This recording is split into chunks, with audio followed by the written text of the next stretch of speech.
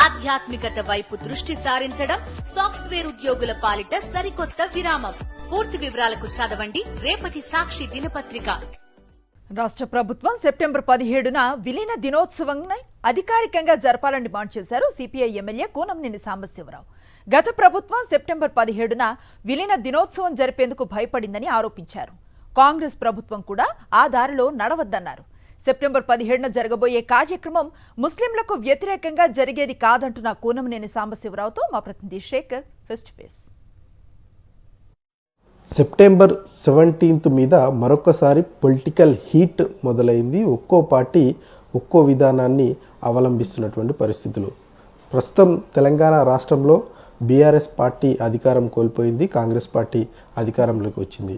CPI party మాత్రం మొదటి నుంచి సెప్టెంబర్ 17ను విలీన దినోత్సవంగా జరపాలని డిమాండ్ చేస్తూ ఉంది. మరి గత ప్రభుత్వం జరపలేదు. ఈ ప్రభుత్వంలో సిపిఐ పార్టీ భాగస్వామ్యంలో ఉన్నారు కాబట్టి జరుపుతుందా లేదా అన్నటువంటి ఉత్కంఠ కొనసాగుతూ ఉంది. ఈ విషయం మీద మనతో మాట్లాడేందుకు CPI party MLA Kunamneni Sambasivarao ఉన్నారు. సార్, ఒక్కో పార్టీ ఒక్కో విధంగా సెప్టెంబర్ 17ను జరుపుతూ ఉన్నాయి, వాళ్ళ యొక్క విధానాలు చెప్తూ ఉన్నాయి. లెఫ్ట్ పార్టీల యొక్క విధానం ఏంటి, అభిప్రాయం ఏంటి? మేము మొదటి నుంచి మాది ఒకటే విధానం, ఒకే స్టాండు. ఎందువల్లంటే ఆనాడు సెప్టెంబర్ 11 అంటే 47 ఆగస్టు 15 స్వాతంత్రం వస్తే ఆ స్వాతంత్రంలో తెలంగాణకు స్వాతంత్రం రాలేదు. నిజాం నవాబు తన రాష్ట్రాన్ని, హైదరాబాద్ సంస్థానాన్ని ఒక ప్రత్యేక దేశంగా కొనసాగిస్తానని చెప్పి ఆనాడు ఈ స్వాతంత్ర ప్రక్రియలో కలవలేదు, చేరలేదు భారతదేశంలో. ఆనాడు కమ్యూనిస్ట్ పార్టీగా ఆగస్టు 15 స్వతంత్రం వస్తే ఒక నెల గ్యాప్లోనే సెప్టెంబర్ 11వ తారీఖున అంటే సెప్టెంబర్ 11న సాయుధ తిరుగుబాటుకి పిలుపునివ్వటం జరిగింది. అంటే ఇటు నిజాం నవాబు ఆయన తొలగాలి, తెలంగాణ అంటే హైదరాబాద్ సంస్థానాన్ని భారతదేశంలో కలపాలి, అది ప్రధానమైన డిమాండ్.